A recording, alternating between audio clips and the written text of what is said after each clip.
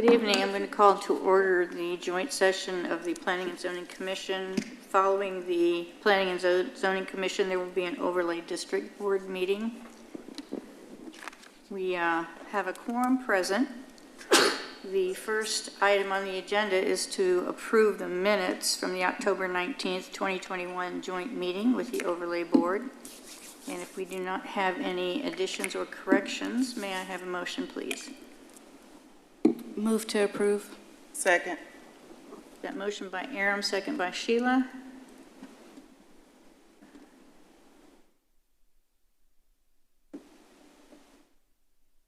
Vote now. Motion passes 6-0.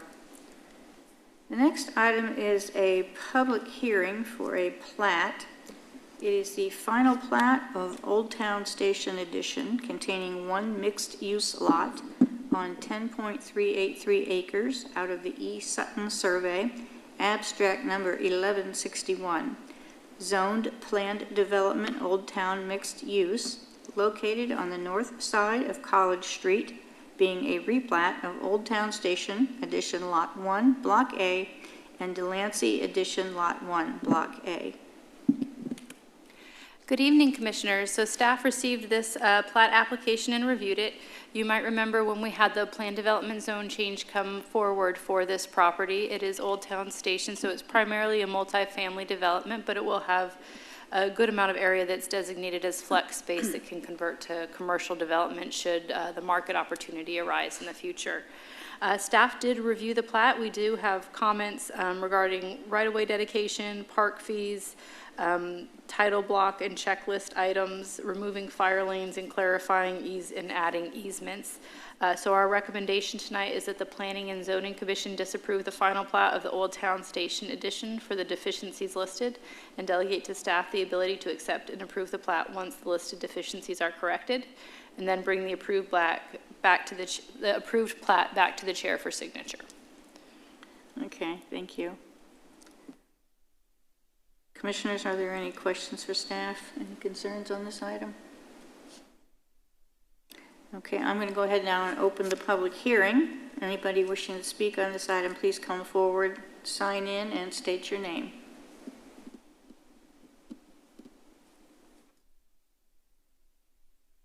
Having no one come forward, I'll go ahead now and close the public hearing. Commissioners, are there any questions? Comments? If not, may I have a motion, please? Move to disapprove due to deficiencies, deliver to staff and bring it back for a signature. Second by Francis. Motion by Karen, second by Francis. Vote now. Motion passes 6-0. The next item is adjournment of the Planning and Zoning Commission meeting. May I have a motion, please? Move to adjourn. Second. Motion by Karen, second by Sheila.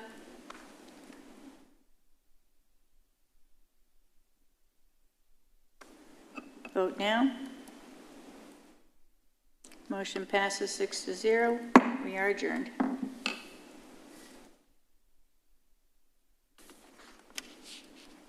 At this time, I'll call to order the Overlay District Board, and we do have a quorum present.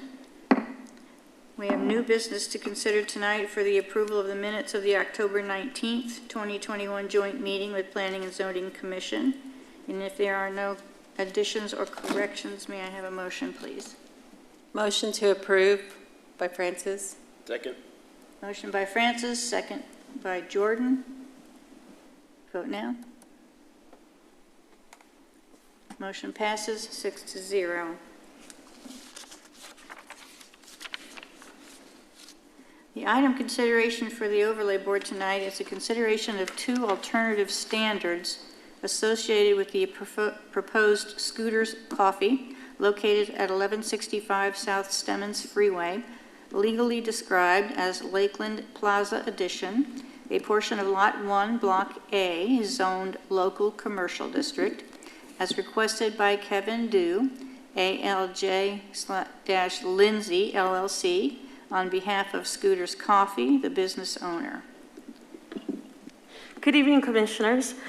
The proposed development is located to the south of I-35, west of 121 State Highway Business, and slightly north of the Bel Air intersection. They want to carve out a lot to the side of the existing Lakeland Plaza and build a Scooters Coffee. The Scooters Coffee will be about 752 square foot building. They do plan on providing landscape and sidewalk along 121 as shown, and also they are proposing 100% brick building following their concept. They do have a proposal for, if you look at the second row on the left side, they have shown a front door. However, the proposed coffee shop is for the employee-only building. The customer will be primarily served by the drive-through. There won't be any walk-up customers. So the entrance is provided because they are located within the I-35 core district, and it is part of their requirement for the core to enhance the street pedestrian movement. So the door will be provided for the employee access only, so that in the future, if this property redevelops, they still have a door and the front glazing that meets the I-35 standard.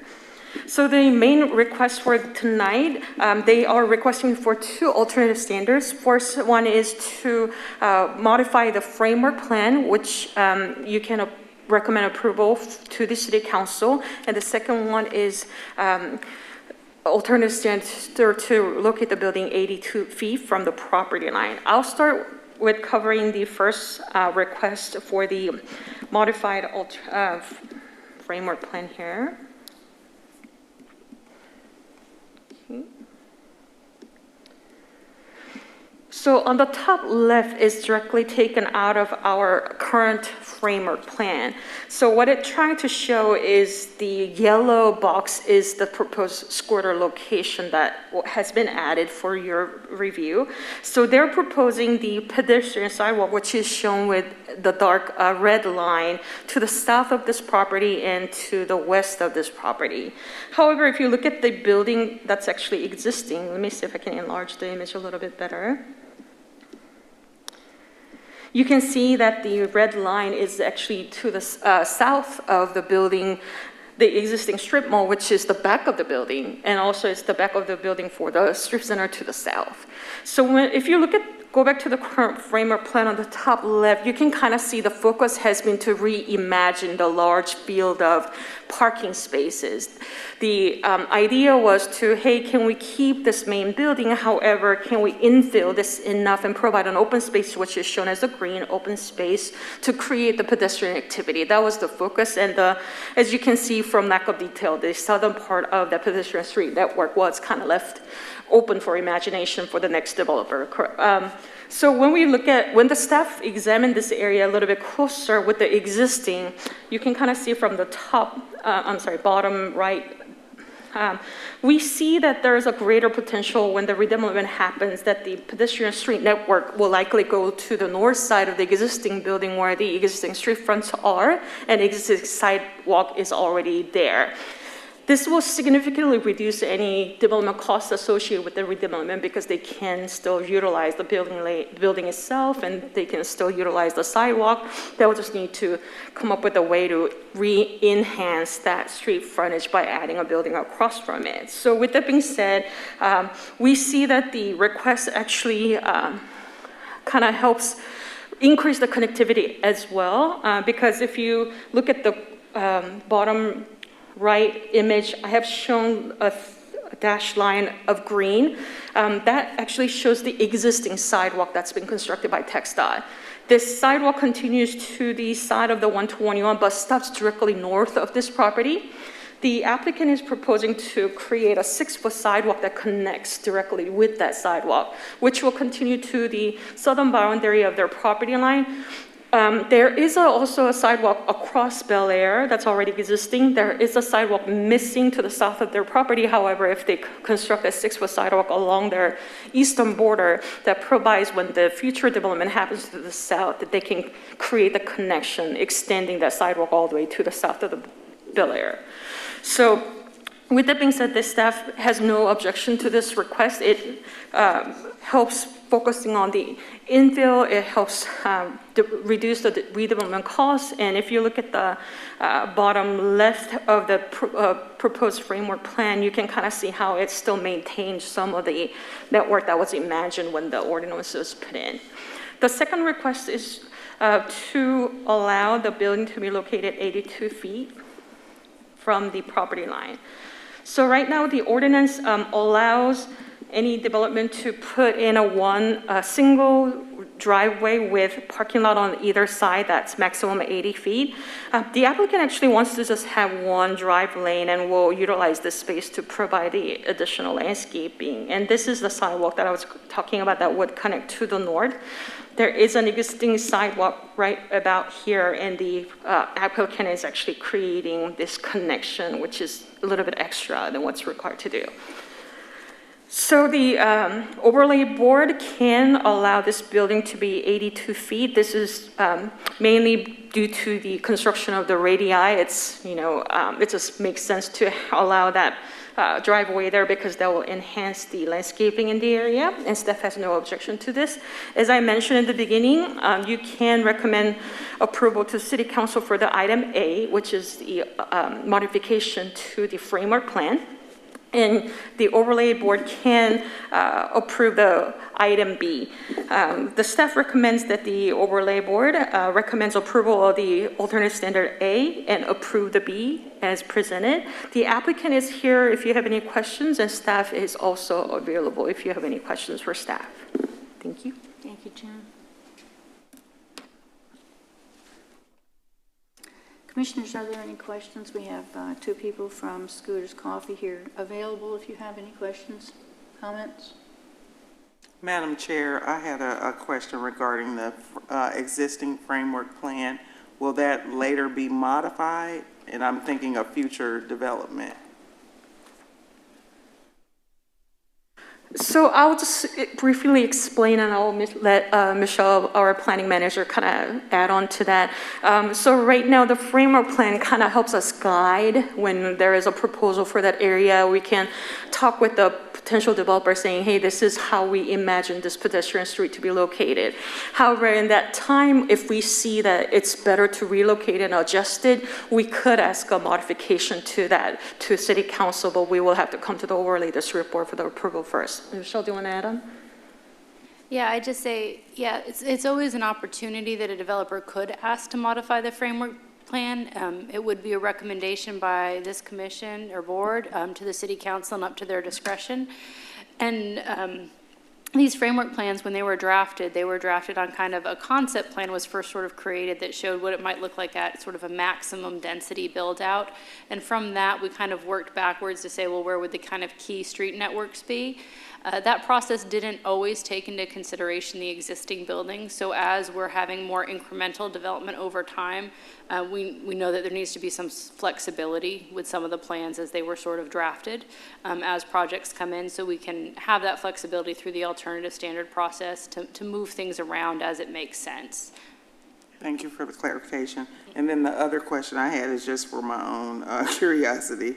Is the building next to an existing building? I guess I'm trying to get a feel for where it's located. Yes, so it's a part of a Lakeland Plaza.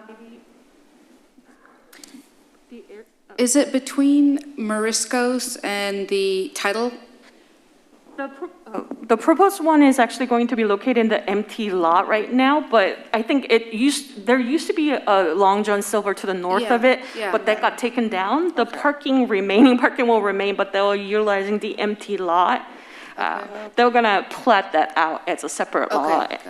Okay, I know. Is it going to be like a 151 coffee type thing where it's set more into the parking lot and then you drive? Yes, in and that's, out? Okay. it's just going to be very similar. I know the Smoothie King on 1110 North Main is going to be kind of similar to this proposal, to be honest.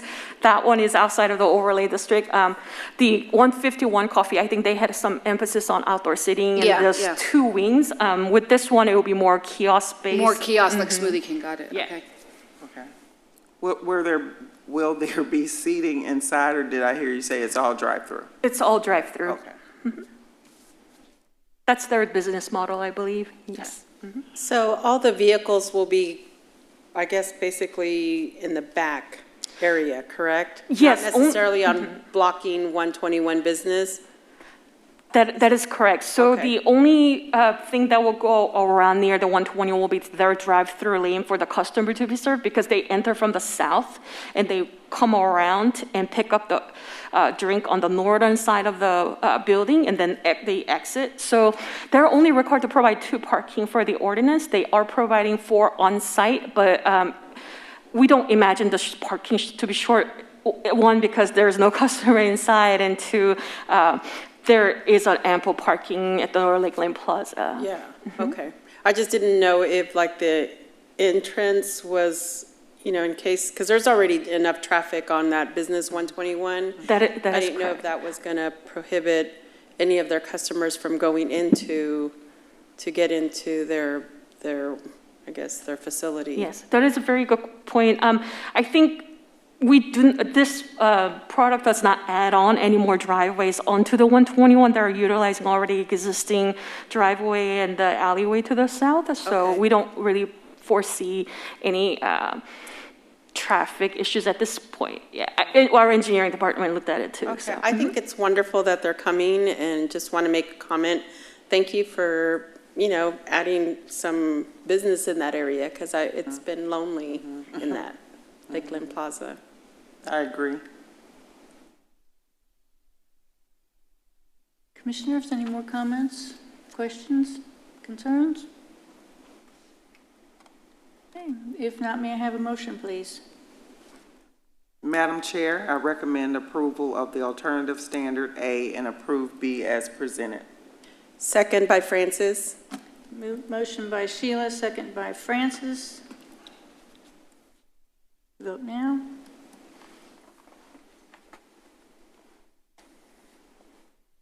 Francis, would you hit the button? Thank you.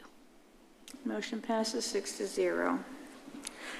Commissioners, this item will be considered by the City Council on the,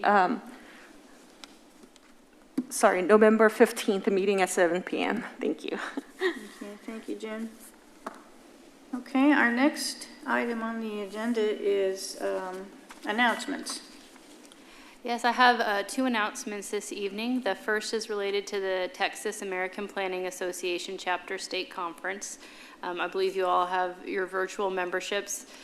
They did run into some challenges with live streaming the event and having it going in person, so you should get access to those sessions about 24 to 48 hours after the session ends, is my understanding. I'm also looking forward to attending it virtually and watching those sessions. I do need it for my continuing education credits, so I'll be watching it that way as well, but just to keep on the lookout for those notification emails when those sessions become available to you. The second is that I wanted to introduce our new staff member. You remember Teresa left us to pursue a new opportunity, and we have Patty Dominguez as our new planning technician. Patty comes to us from courts, but prior to court, she was actually with the city secretary's office and did a lot of these types of things and attended a lot of council meetings and so forth. So we're really happy to have her on our team. Welcome. Welcome. Thank you. And that's all I have tonight. Okay. All right, well, the next item then is the adjournment of the overlay board. May I have a motion, please? Move to adjourn. Motion by Aram? Yeah, motion by Aram. Second by Francis. Second by Francis. Vote now.